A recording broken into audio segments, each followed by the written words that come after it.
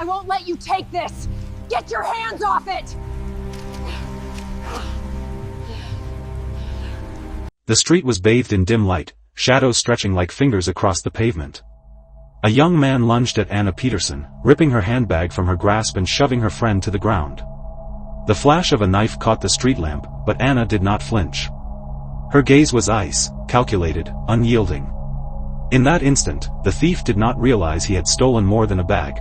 He had awakened a woman who would make him regret the moment he crossed her, and the reckoning would be precise, silent, and unstoppable. Anna Peterson had perfected the art of being invisible. At 74, she fit seamlessly into the quiet margins of American urban life, the kind of woman people registered only in passing. Sensible orthopedic shoes. Long wool coats in shades of gray and brown. A faint, indefinable accent people placed vaguely as European, which made her seem harmless, slightly outdated, and permanently grateful to be here at all. She lived alone in a brick apartment building constructed sometime before the Second World War, on a street where the trees were older than the residents and the city had long since stopped paying attention. Every morning at exactly 8:30, Anna stepped onto the narrow balcony of her third-floor apartment and watered her potted geraniums. She did it carefully, never spilling a drop onto the sidewalk below. If someone happened to look up, she would nod politely, a small, courteous smile touching her lips. The neighbors knew her as the quiet old widow who read thick novels, baked cookies for holidays, and never complained about noise. Apartment 3B always smelled of lavender and warm sugar. The scent drifted faintly into the hallway, clinging to the peeling wallpaper and the rusted metal of the stair rail. Inside, the apartment was tidy in a way that suggested discipline rather than enthusiasm. Everything had a place, and nothing remained out of place for long. The furniture was old but carefully maintained, survivors from earlier decades polished into respectability by patience and routine. A crocheted blanket lay folded over the back of the couch, never rumpled, never casually used. Photographs lined the wooden dresser near the entrance. Children smiling stiffly at school ceremonies. Teenagers on beaches, squinting into the sun. Young adults holding diplomas, arms wrapped around one another in familiar, rehearsed poses. Anna referred to them as her nieces and nephews, children of a sister who had moved back overseas years ago. The explanation was simple, forgettable, and therefore effective. No one ever noticed that the same faces appeared again and again under different names. Most afternoons, Anna sat in her armchair by the window and knitted. Her hands moved with astonishing speed for someone her age, thin fingers guiding the needles in a steady rhythm that never faltered. Gray yarn transformed into socks of remarkable quality, tight, durable, and precise. She knitted without looking, her eyes instead following the street below, where life passed without ever acknowledging her existence. Delivery trucks idled at red lights. Children cut across the road after school. Men with tired shoulders and women who walked quickly, as if speed itself could serve as protection. The neighbors believed she donated the socks to homeless shelters and church drives. Sometimes she did. Sometimes she did not. Inside each finished piece, hidden within an unremarkable row of stitches, was a pattern invisible to anyone who did not know how to read it. To an outsider, it was simply good craftsmanship. To those who knew, it was information, bank accounts reduced to loops, addresses disguised as decreases and increases, names encoded in the negative space between rows. Entire operations passed through her living room without ever touching a keyboard or a phone line. In certain circles far removed from neighborhood potlucks and holiday bake sales, Anna Peterson was known by another name. The Archivist. She did not generate information. She did not command crews or issue threats. She preserved, translated, transmitted. In a world obsessed with speed and digital footprints, she was an anomaly, slow, analog, untraceable. No server logs. No wiretaps. No metadata. Only wool, memory, and an alphabet everyone else believed had disappeared decades ago. Her landline rang rarely. When it did, it was almost always a wrong number, a telemarketer, or an automated reminder from the pharmacy. The real messages never arrived through official channels. On this particular Saturday, Anna prepared for an evening at the theater. She dressed carefully, choosing a modest navy dress and a wool coat she had owned for over 20 years. A small handbag rested on the kitchen table, its contents unremarkable, a wallet, tissues, reading glasses, and a folded playbill from a previous performance. She checked the locks twice, turned off the lights, and stepped into the hallway with practiced ease. Her friend Margaret, Maggie Collins, was waiting downstairs, bundled against the cold and already complaining about her knees. They had known each other since their first years in America, bonded by shared language, shared displacement, and the quiet understanding that some pasts were better left untouched. To Maggie, Anna was a comfort, reliable, kind, and pleasantly dull. Exactly the kind of friend one trusted without reservation. The theater was crowded, filled with the soft perfume of money and culture. They applauded at the appropriate moments, whispered brief observations during intermission, and chose a side exit to avoid the main crowd. Outside, the cold had sharpened, the night air brittle and unforgiving. Anna stepped onto the sidewalk, adjusted her scarf, and felt the city shift. Something unseen moved at the edge of her awareness, subtle but unmistakable. A disturbance in the pattern. The kind that never happened by accident. She did not react. Not yet.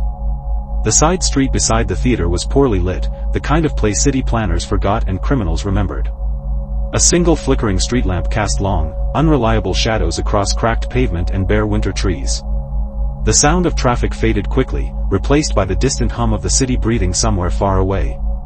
Maggie Collins adjusted her scarf and sighed. "I told you we should have gone out the front," she muttered. "My knees hate shortcuts." Anna smiled faintly. "You always say that," she replied, her voice warm, calm, convincingly tired. They walked slowly, arm in arm, their footsteps unhurried. To anyone watching, they were exactly what they appeared to be, two elderly women navigating a city that had grown indifferent to them. Anna felt it then, not fear, not surprise, but confirmation. The subtle tightening in her chest that arrived when a pattern broke. Footsteps behind them. Too light to be accidental. Too careful. She did not turn around. From the corner of her eye, she saw movement detach itself from the darkness between the trees. A young man stepped forward, athletic build, hood pulled low, hands buried deep in the pockets of a cheap tracksuit. His posture was wrong, coiled, aggressive, desperate in a way that suggested he had already rehearsed this moment. It happened quickly. A flash of metal caught the street lamp's dying light. Not a switchblade, not theatrical. A kitchen knife. Practical. Unremarkable. The kind that came from a drawer where forks were missing and plates were chipped. "Bag," the man said. His voice cracked on the word. "Now." Maggie gasped, instinctively tightening her grip on Anna's arm. "Oh my God," the man lunged forward, grabbing Anna's handbag with more force than skill. Anna let it go immediately. Resistance would have been inefficient. The sudden movement, however, startled Maggie. She stumbled backward, her heel catching the uneven curb. She fell hard, the sound of bone against stone sharp enough to echo. "Jesus," the man swore. For a moment, everything froze. Anna knelt beside Maggie at once, her movements careful, maternal. "Do not move," she said softly. "Just breathe." Maggie groaned, clutching her knee. He pushed, "I know," Anna said. She looked up. The man was already backing away, clutching the handbag like a prize he did not understand. His eyes flicked between the two women, calculating risk. Elderly. Hurt. No witnesses. His shoulders relaxed slightly. A mistake. Anna Peterson met his gaze. There was no panic in her eyes. No confusion. No pleading. What stared back at him was something far older than anger, cold, precise, and utterly uninterested in mercy. The look lasted less than a second, but it was enough. His smile faltered. "Sorry," he muttered reflexively, already turning away. "Should not," he ran. His footsteps disappeared into the maze of paths cutting through the small park beyond the street. The city swallowed him easily, as it always did. Anna remained kneeling until she was sure he was gone. Then she stood. Her hands did not shake. She helped Maggie to her feet, supporting her carefully. "We'll call a cab," Anna said. "You'll be sore tomorrow, but nothing is broken." Maggie leaned heavily against her, breathing hard. I thought he was going to." "He was not," Anna said gently. "Not tonight." That much, at least, was true. Back in her apartment, Anna settled Maggie onto the couch and wrapped a blanket around her legs. She brewed tea, added honey, and spoke in soothing platitudes learned over decades. Maggie relaxed gradually, the shock dulling into exhaustion. "I do not know what I would have done without you," Maggie murmured. Anna smiled and squeezed her hand. "That's what friends are for." After the cab arrived and carried Maggie home, Anna locked the door behind her and stood still in the hallway. The apartment felt unchanged. Lavender. Warm wood. Silence. She removed her coat and hat with care, placing them exactly where they belonged. Only then did she allow her expression to empty completely. The softness drained from her face, leaving behind something sharp and controlled. Anna crossed the living room and stopped in front of the bookcase. Her fingers slid along the spines until they reached a familiar volume, a complete collection of American short stories, its dust jacket worn and faded. She pulled it free, revealing the recessed compartment behind it. Inside lay a phone that had never been registered, logged, or acknowledged by any network that mattered. She sat down at the table before dialing. The call connected on the second ring. "Yes," a man's voice answered. "No greeting. No name." Anna spoke clearly, without hesitation, without accent. "Male. Early 20s. About 5'9". Dark hoodie, gray athletic pants, white sneakers. Knife, non-professional. Took a handbag belonging to me. He ran east through the park, exited near Cedar and 9th. Silence. Then, "Anyone hurt?" "My companion fell. Minor injury." A pause, just long enough to register meaning. "Understood. That is all," Anna said. The call ended. 58 seconds. Anna returned the phone to its hiding place, slid the book back into position, and washed her hands thoroughly in the kitchen sink. The water ran hot. She scrubbed longer than necessary, not from fear, but from habit. Then she retrieved her knitting. The yarn tonight was black. She sat by the window, needles clicking softly as the city outside drifted toward sleep. Each stitch was deliberate. Each row carried intention. This was not punishment. It was correction. Somewhere across the city, 3 vehicles began to move. Anna did not look up. She finished the first sock just before midnight, closed the final stitch, and cut the yarn cleanly. The pattern was complete. And somewhere, a young man was about to learn that there were still rules in a city that pretended it none. Anna Peterson slept for exactly 4 hours. She woke without an alarm at 5:30, as she always did, her mind already alert, her body following out of long-established discipline. Outside, the city was quiet in that peculiar way it only managed before dawn, not peaceful, but paused, as if holding its breath. She made her bed with careful precision, smoothing the sheets until no crease remained. In the bathroom, she washed her face with cold water and examined her reflection. The woman in the mirror looked unchanged, pale hair pinned neatly back, fine lines etched by time, eyes that suggested patience rather than threat. No trace of the previous night lingered on the surface. That, Anna thought, was the point. She dressed in a cardigan and slacks, put on the kettle, and sat at the kitchen table with her knitting. The second sock took less time than the first. Her hands moved faster now, confident in the pattern she had already established. Black wool slid over metal needles, forming something both ordinary and irrevocable. In another part of the city, far from Sadovia Street's American equivalent, the response had already begun. The men who answered the call did not know Anna Peterson. They knew the Archivist. To them, she was not a person but a function, an immutable point in a shifting system. Information passed through her, not because she demanded it, but because she remembered. Because she never lost anything. Because when she spoke, events followed. At 2:14 a.m. 3 vehicles had converged near Cedar and 9th. No sirens. No headlights. Just the quiet choreography of people who had done this many times before. They did not rush. Panic was inefficient. By the time Anna tightened the final stitch and cut the yarn, the situation had already resolved itself into certainty. She did not need updates. Instead, she prepared breakfast, oatmeal, toast, a single cup of black coffee. She ate slowly, reading the local newspaper. There was an article about rising rents, another about a city council vote no one would remember by next week.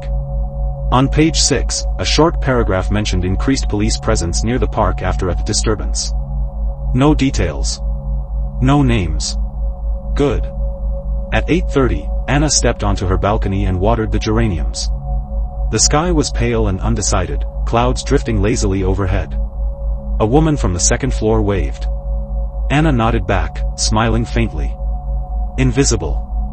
At 9:15, the knock came. It was soft. Respectful. 3 measured taps. Anna did not look surprised. She set down her teacup and walked to the door, opening it without hesitation. 2 men stood in the hallway. Both were broad-shouldered, dressed plainly in leather jackets and jeans. They carried themselves with the quiet confidence of people accustomed to being obeyed. One of them held a heavy duffel bag. The other held Anna's handbag. "Good morning, Mrs. Peterson," the taller one said. "Good morning," Anna replied. "Come in." They entered without comment, closing the door behind them. The apartment absorbed them easily, domestic calm wrapping around their presence like a disguise.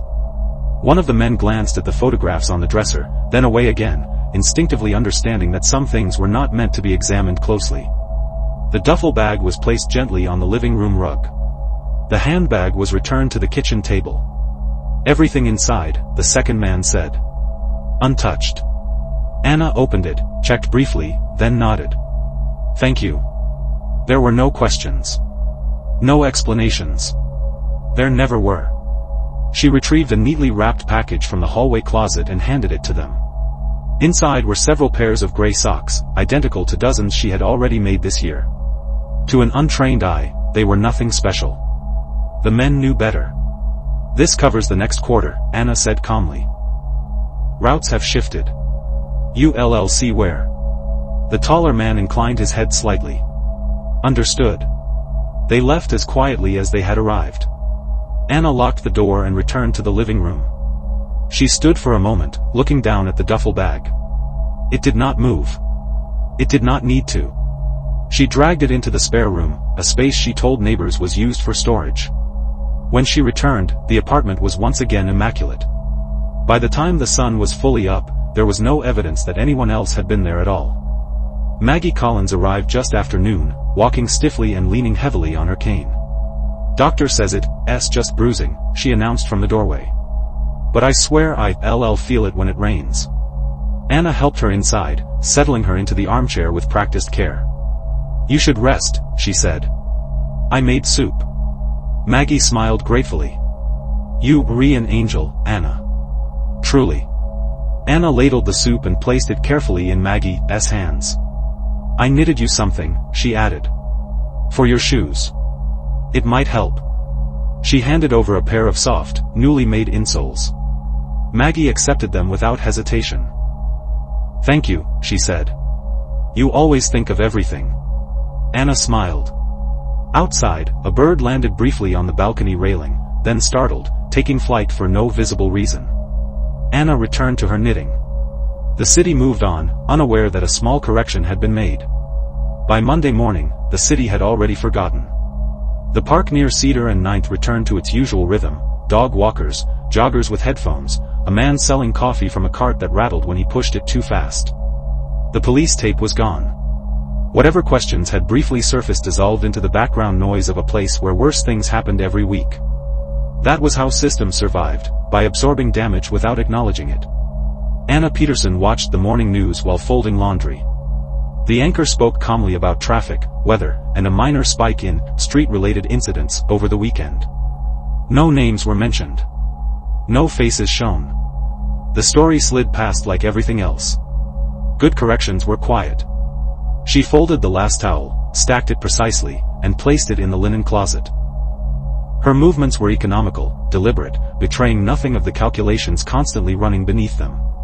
The knitting basket waited patiently by the armchair, black yarn now replaced with soft gray. New cycle. New instructions. Anna selected a fresh skein and tested its tension between her fingers. The wool was coarse, imperfect, better for encoding than the smoother varieties. She cast on without counting aloud, her hands remembering what her mind no longer needed to track consciously. Information had weight. Not physical weight, but resistance. Some names pulled harder than others. Some addresses caught, snagged, refused to slide easily into pattern. Those were the dangerous ones. This batch felt heavy. Elsewhere, the ripple spread. A meeting scheduled for noon was cancelled without explanation. A shipment rerouted twice before dawn arrived. A man who expected to be promoted received a polite email instead, thanking him for his service and wishing him well elsewhere.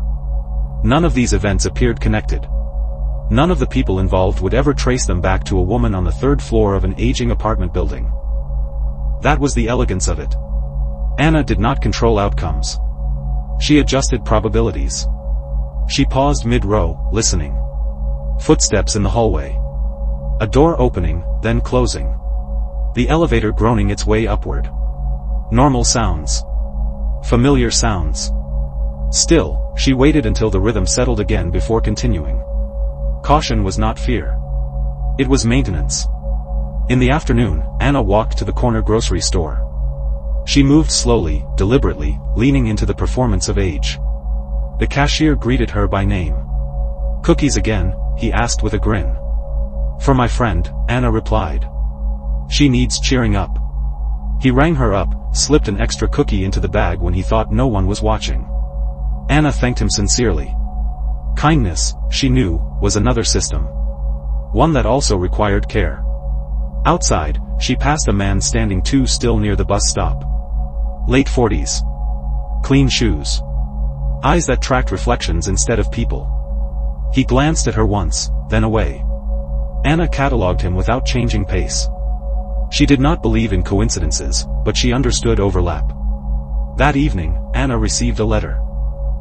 It lay on the doormat when she returned home, plain white envelope, no return address. Her name was typed, not handwritten. She picked it up carefully, feeling its weight, its stiffness. Inside was a single sheet of paper. "We need to talk." No signature. No instructions. Anna sat at the kitchen table for a long time, the letter untouched beside her teacup. The words were not threatening. They did not need to be. Only 3 people still used that phrasing with her. 2 of them were dead. She folded the letter once, then again, and slid it into the pocket of her cardigan. After a moment's thought, she retrieved the black yarn from the basket and placed it back on top. Not yet. That night, she dreamed of another city. A colder one. Narrow streets. A different name spoken in a different language.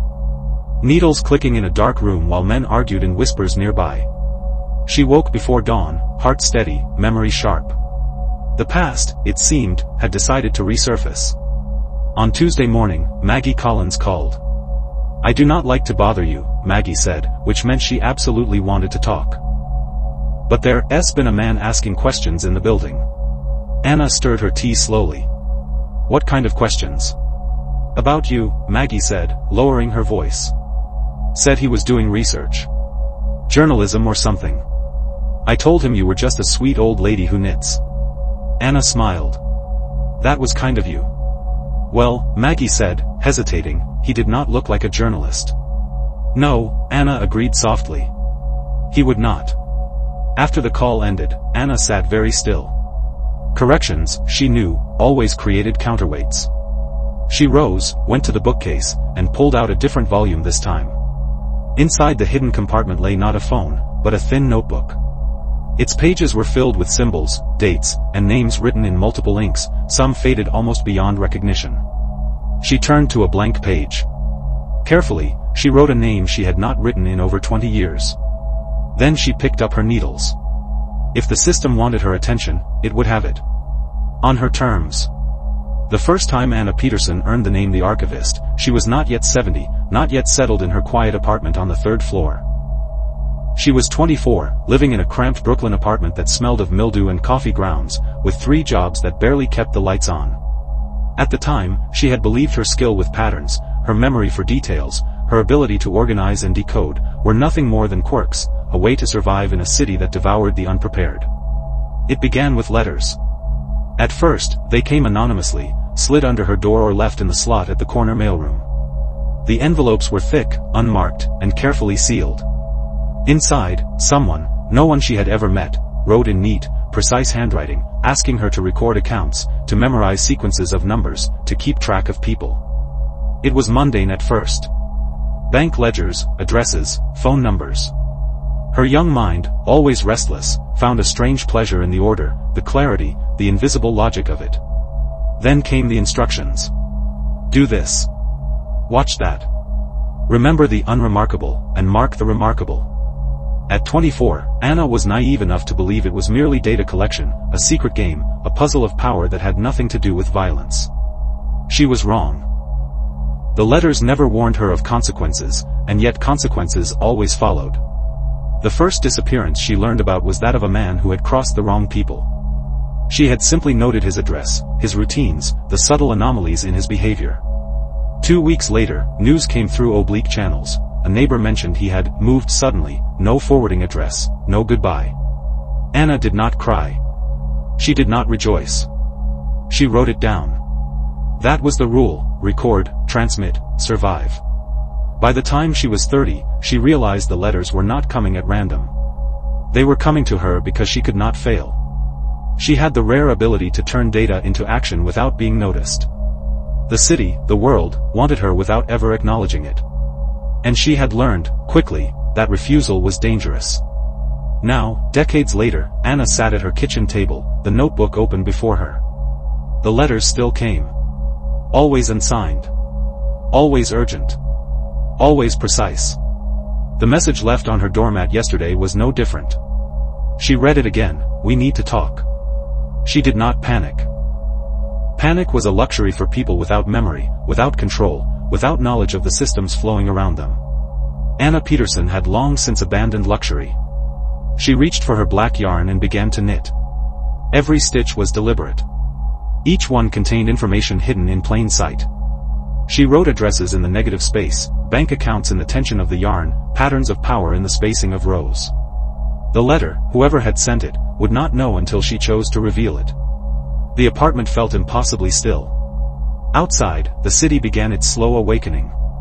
Cars rattled over uneven streets, a dog barked at a stray cat, the distant wail of a siren faded into the morning air.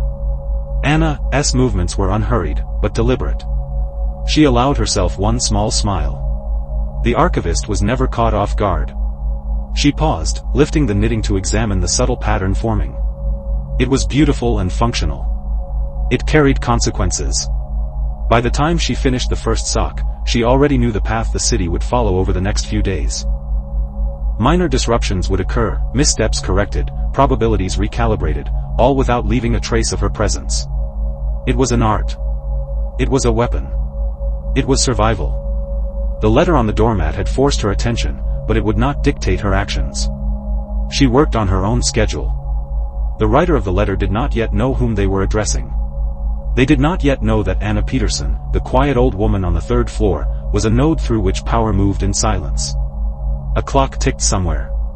The room was filled with the soft rhythm of needles, the faint smell of lavender, and the almost imperceptible scent of something sharp: memory, danger, precision. By the time the sun reached its highest point, the black sock was complete. Anna held it up to the light, examined the pattern, and nodded to herself. Everything was in order. The message had been recorded, the path corrected, the future adjusted. She set the sock aside and began the second. Every city has blind spots. Every criminal has weaknesses. Every system has its vulnerabilities.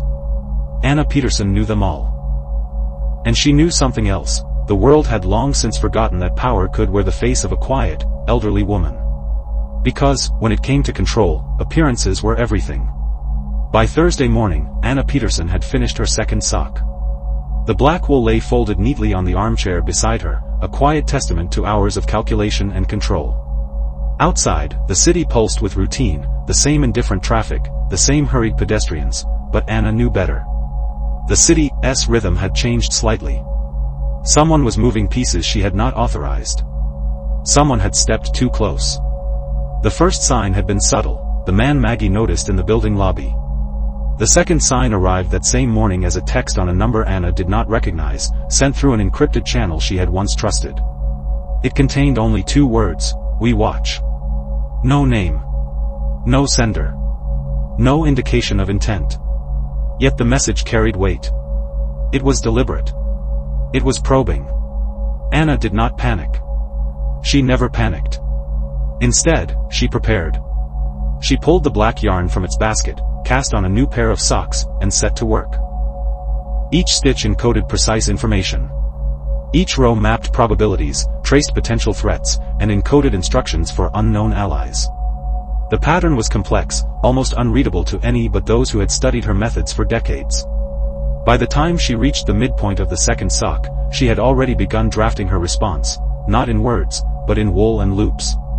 At 11 o'clock, there was a knock at her door. 3 measured taps. Anna froze for a heartbeat. Then she placed the sock in her lap and walked calmly to the door. It was a delivery man, holding a small package and a clipboard. Nothing unusual, except the package bore no sender. She signed the clipboard with a casual hand and carried the parcel inside. Inside the box was a simple envelope and a small, black USB drive. Anna examined both. The envelope was blank. The drive, carefully sealed, hummed faintly in her hand, a signal of recent activity, probably the work of someone younger, more impatient than herself. She did not open the drive. Not yet. Instead, she prepared tea and placed the envelope beside the kettle. Its blankness was a taunt. Someone wanted her attention. Someone thought they could intimidate her. Anna's phone rang shortly after. She did not recognize the number, but she answered anyway. "Anna Peterson," a voice said, smooth and confident. "Yes," she replied. "Who is this?" The line was silent for a moment. Then, "You know me as the Archivist. I've heard of you. I've seen your work." Anna's eyes narrowed slightly. She did not speak. She waited. "I have a proposition," the voice continued. "I need your expertise. There are things coming that even you cannot anticipate. Join me, or step aside. Either way, our paths will cross."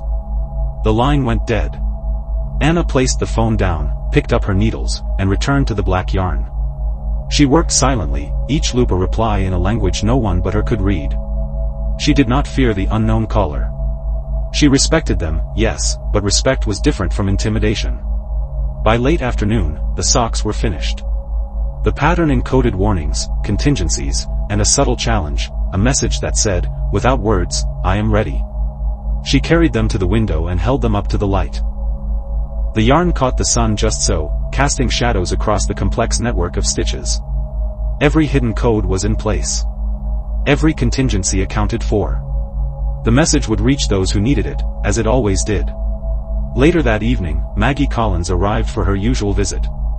"You look distracted," Maggie said, settling into her chair. "Everything all right?" Anna smiled faintly, setting a cup of tea before her friend. "Just thinking," she said. "There's always thinking." Maggie watched her for a moment, then shook her head. "You make it sound so calm. How do you do it?" Anna considered the question. "Some of us notice the threads," she said softly.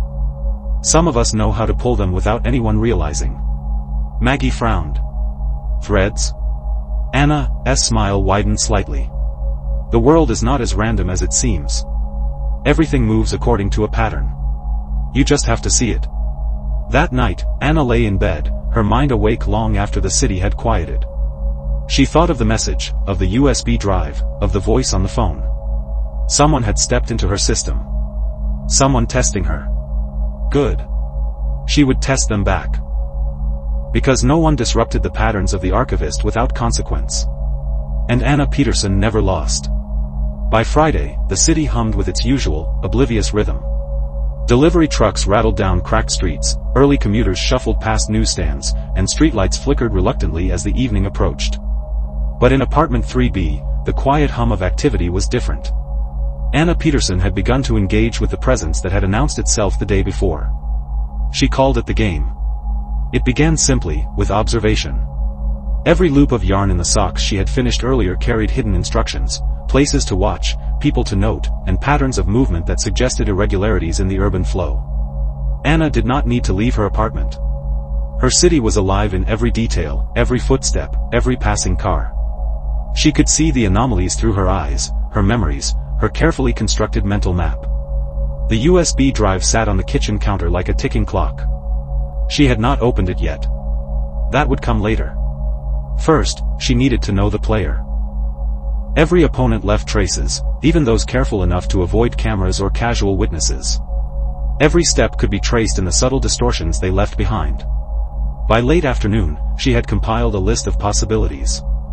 A young man who had lingered near a cafe she frequented, checking reflections in shop windows. A courier who made unusual detours along the subway line. A woman with an expensive coat who always glanced upward, as though scanning rooftops for someone unseen. None of these individuals seemed overtly threatening. All of them were connected. Anna set her black yarn aside and began a new project, a gray scarf. Its loops were slow, methodical, and intricate. This time, the pattern encoded questions rather than instructions. Questions meant to lure the new player into revealing more than they intended. A simple misstep here, a hesitation there, Anna could read the answers long before they were spoken aloud. The phone rang. A number she did not recognize flashed on the screen. Anna did not flinch. She picked up. "You re-engaging," the smooth voice said. "I see your reply." "Yes," Anna said evenly. "I notice. I record. I respond." There was a pause. Then the voice continued, almost conversationally, "You are not accustomed to competition. You do not know the stakes." "I know the stakes," she replied. "I have seen worse." Another pause. Then, "Good. Then we may have a real game." The line went dead.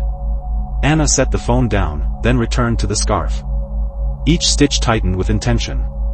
Each row became a message layered beneath layers. She encoded contingencies, potential meeting points, misdirections, and a challenge. She did not need words. She only needed loops. By dusk, she had finished a length long enough to wrap around herself, though it was never meant to be worn. It was meant to be read. Carefully. Later, Maggie Collins arrived, noticing Anna's heightened focus immediately. "You've been at that yarn all day," Maggie said. "Is it another gift?" Anna smiled faintly, though it did not reach her eyes. "Not for anyone you know," she said. "This one is business." Maggie frowned. "Business?" Anna, you saying words I've never heard before. "What kind of business?" Anna folded the scarf and set it in a small, plain box. "The kind that never appears in public," she said. "The kind that moves quietly, like the wind under doors and through alleys." Maggie shook her head, unsure whether to be impressed or frightened. "You always make it sound calm." Calm was a necessity. Panic was a weakness. Anna had learned it in Brooklyn decades ago, when she had first become the Archivist, when she had learned that one misstep could cost more than a life, it could unravel an entire network. By the time night fell, Anna was ready. She lit a single lamp by the window, casting a warm glow over her precise apartment. Outside, the city lights twinkled in the distance. Somewhere, her new player was moving. Somewhere, their plans were already colliding with her own. And Anna Peterson smiled faintly to herself. Because the Archivist did not react. She anticipated. The game had begun. Saturday morning arrived gray and overcast, the city shrouded in mist that softened streetlights and muffled the usual clamor. Anna Peterson sat by her window, knitting needles poised above a skein of charcoal gray yarn. The world outside moved as usual, unaware that someone in apartment 3B was already several moves ahead in a game they had barely begun to understand. Anna's mind worked in layers. One layer tracked the ordinary, deliveries, pedestrians, the subtle ebb and flow of traffic. Another layer recorded the anomalies, the new player's presence, the deviations from expected patterns, the faint disturbances that indicated someone probing, testing, measuring. Every detail mattered. Every movement was a thread. She began her first deliberate countermeasure, surveillance. Not the kind that relied on cameras or digital tracking, those were obvious, and easily bypassed, but the kind that only someone with her experience could execute. Small patterns of behavior could be observed and manipulated with nothing more than attention and timing. First, she focused on the cafe she frequented for breakfast. The barista, a young man with a nervous smile, had noticed the courier from her list lingering near the subway. Anna purchased her coffee at exactly the same time as usual, a simple gesture designed to draw attention subtly. She did not glance at the courier, did not alter her routine, yet every movement was designed to signal, "I see you." The courier noticed. By mid-morning, she had traced additional anomalies, a woman with a gray overcoat crossing the street repeatedly, always keeping her eyes level with the rooftops. A man delivering packages who took the same circuitous route twice in an hour. Their movements were not random, they were connected. They were the new player, scouts, probing, testing, learning. Anna catalogued each detail with precision. She returned to her apartment and began knitting a new pattern, dark yarn weaving complex loops that encoded subtle instructions. One row indicated a meeting point, another suggested a blind spot to be observed, the spacing of loops concealed a timing sequence. By the time the scarf was complete, it was less a garment and more a map of probability, a silent warning and a challenge rolled into one. At noon, her phone rang. Unknown number. She answered without hesitation. "You are efficient," the voice said, smooth, deliberate. "I expected hesitation. But now you are moving faster." "I always move when necessary," Anna replied. "I do not waste energy." "Good. But consider this, your city has many layers. You can control the threads you see, but you cannot know them all. Some are hidden beneath others." Anna listened. Her needles clicked in response, though the voice could not hear it. "I am aware of hidden layers," she said. "I have always been aware. You will need more than warnings to disrupt the patterns." The line went dead. Anna set the phone down and returned to her window. The mist had thickened. The city below seemed softer, quieter, but she knew better. Someone was moving, someone observing, someone waiting. She did not fear them. She respected them. Respect was the beginning of strategy. Later that afternoon, a knock at the door. 3 measured taps. Not casual. Not friendly. Anna did not flinch. She opened the door. No one stood there. Only a small envelope rested on the doormat. She picked it up. Inside, a single playing card. The Queen of Spades. A challenge. She placed it beside her knitting. The pattern she was already working on would respond. Every stitch would convey a message, a countermeasure, a trap concealed beneath beauty. She would not meet the challenge directly, she would let it unravel itself according to her design. By evening, Anna had prepared another pair of socks, each row a silent calculation, each loop a warning. She hung the black scarf over the back of her chair, and the city outside settled into the quiet rhythm she had grown accustomed to. The new player had made their first move. Anna Peterson would make hers. And in the shadows, threads were already beginning to shift. Monday arrived with a drizzle that blurred the edges of the city, turning streetlights into soft halos and puddles into shifting mirrors. Anna Peterson observed it all from her window, knitting needles poised in her hands. Her mind was active, moving faster than her fingers, tracing probabilities and calculating potential outcomes.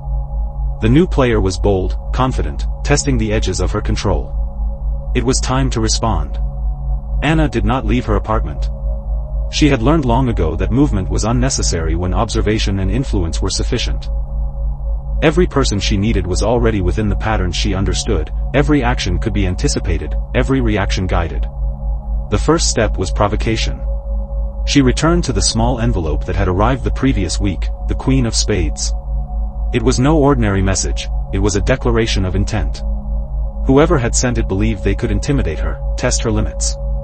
Anna would not be intimidated. She would play. Using the black yarn still in her lap, she began a new pair of socks. This time, the loops were slower, more deliberate, encoding instructions for the city itself. Certain foot traffic patterns would be subtly altered. Certain deliveries rerouted. A minor disruption here, a missing courier there. Small events, easily dismissed by ordinary observers, but for someone watching, someone attuned, they were signals. Warnings. Invitations. By late morning, the patterns were in motion. Anna's new socks would reach their intended recipients tomorrow, as they always did. The black wool was both tool and message. At noon, she placed a call, not through her normal secure line, but through a secondary channel, one few in the network used. The recipient answered almost immediately. "Anna," a familiar voice said, "it's early. You do not usually call until the afternoon." "I have a situation," she replied calmly. "A new player. Observing, testing.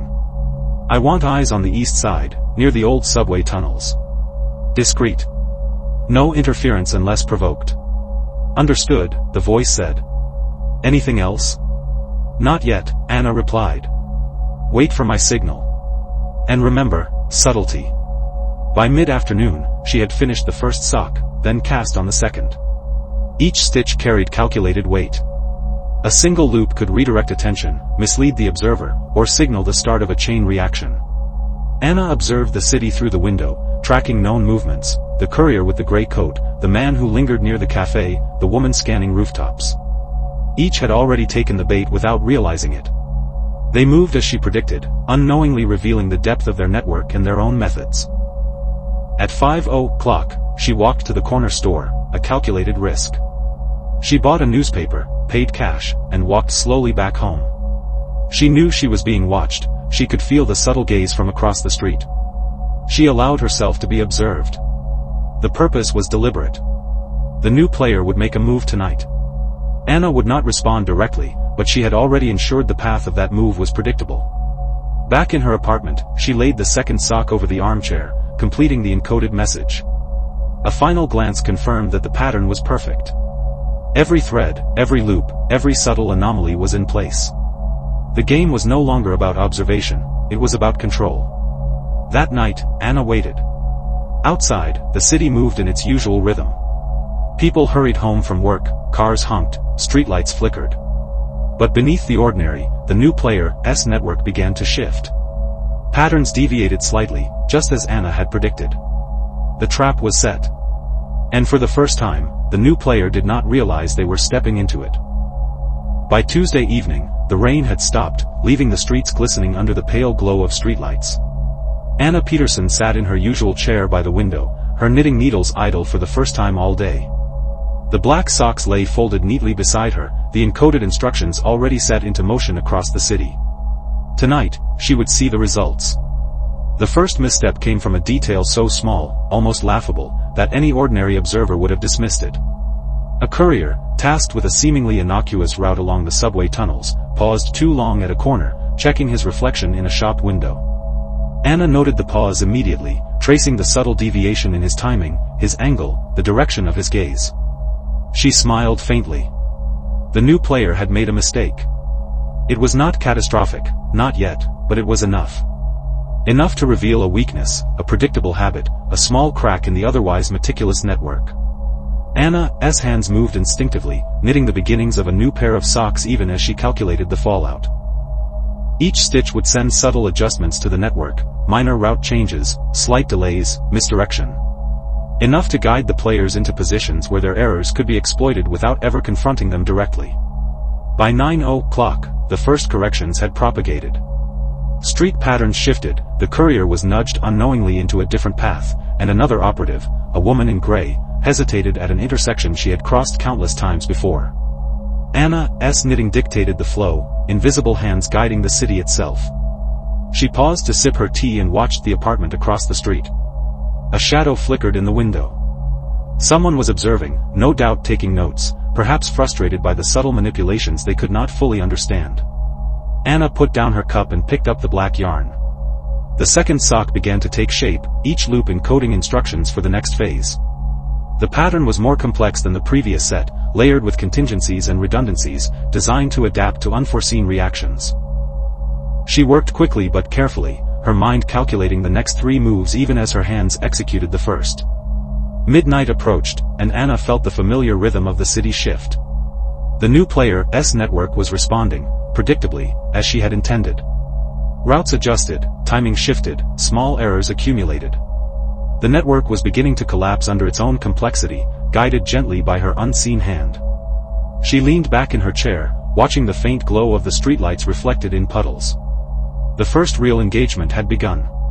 The new player had tested her system, and they had lost, not by force, not by exposure, but by the subtle, almost imperceptible manipulation of probabilities. Tomorrow, she would escalate. For now, she allowed herself a brief moment of satisfaction. The city remained oblivious. The players were unaware. And Anna Peterson, the quiet woman on the 3rd floor, had once again orchestrated events without leaving a trace of her presence. She closed her eyes, the click of her needles silent in the empty room. The game had begun, and she was already several moves ahead.